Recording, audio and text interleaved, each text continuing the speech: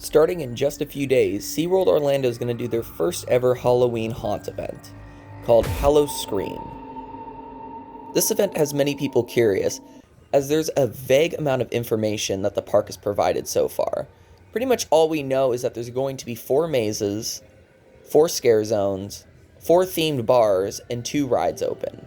We don't really know the extent of where every maze is, and what exactly the content of every maze will be. There's also some valuable information hidden in the SeaWorld website for Howloscream that will be very important to your visit.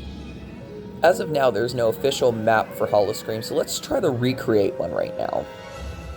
I'm going to be fully honest, there's only one maze I can pinpoint exactly where it's located, and that is beneath the ice, located in the old Wild Arctic ride. Now, as for the other 3, I have predictions, but I cannot confirm where each of these are. We do know that there is a maze inside Waterway Grill. This could be Water Edge Inn, but we don't know for sure. It would make sense name-wise and thematic-wise with the building, but it also could be Dead Vines, as that goes with the scare zone nearby. I also noticed temporary walls being put up right by Sesame Street, so there might be a maze in the back of house area. And that last maze might be somewhere in the pavilion area where the park is currently not open right now to normal daytime guests. I was originally thinking Captain's Revenge would be in the Mako area, considering the scare zone in that area is the same theme, but I did not notice anything that could be a maze in that area. It's very small. I could be wrong, but I don't think there's going to be a maze in that area. Now let's take a look at the scare zones, because I can pinpoint all 4 of these ones.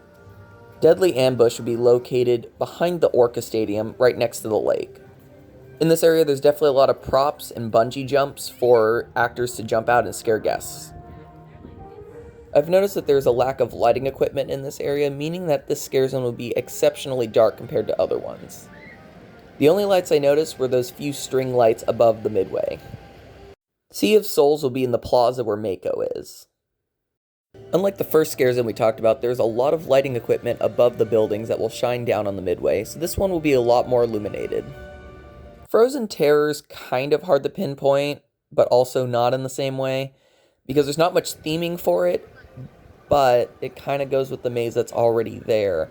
So I'm going to assume that's going to be the area in front of Icebreaker and Wild Arctic. Then finally for scare zones, we have Witchcraft Bayou, which will be located in front of Infinity Falls.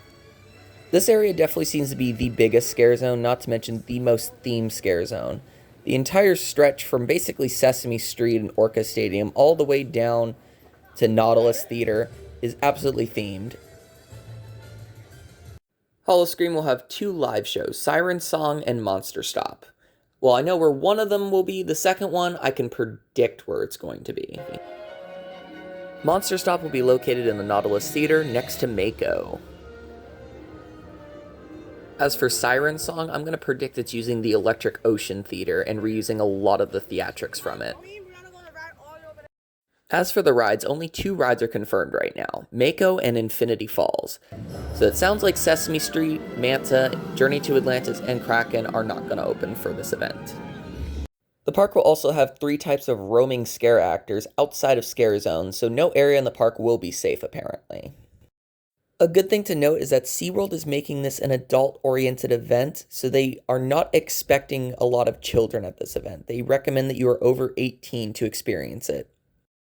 If you have an annual pass or a day ticket, you can actually enter Howloscream from inside the park. Howloscream apparently is only going to be on one side of the park, so if you enter towards Mako, you'll be able to enter without having to re-enter the park.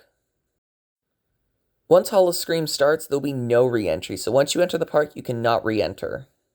Howloscream will be implementing a no-bag policy. A bag has to be smaller than 8 inches by 5 inches in order to enter the park. Apparently, if you are in the dry park already, normal bag rules apply, so you can come into the park with a bag as long as you are in the main park before Howloscream. Their reasoning is a bit vague, but it does make sense. It is to get the screening process faster for when it gets very busy when Howloscream actually starts, and rewarding those who come into the park before Howloscream. And there you have it. That will be all the information we have so far about Howloscream starting next week. Seems like it's only going to be the backside of the park, 2 rides, 4 mazes, 4 scare zones, and 4 themed bars. The entrance will also be located in the pavilion, and the park hours will be 7 to 12 on Thursdays and Sundays, and 7 to 2 a.m. on Fridays and Saturdays.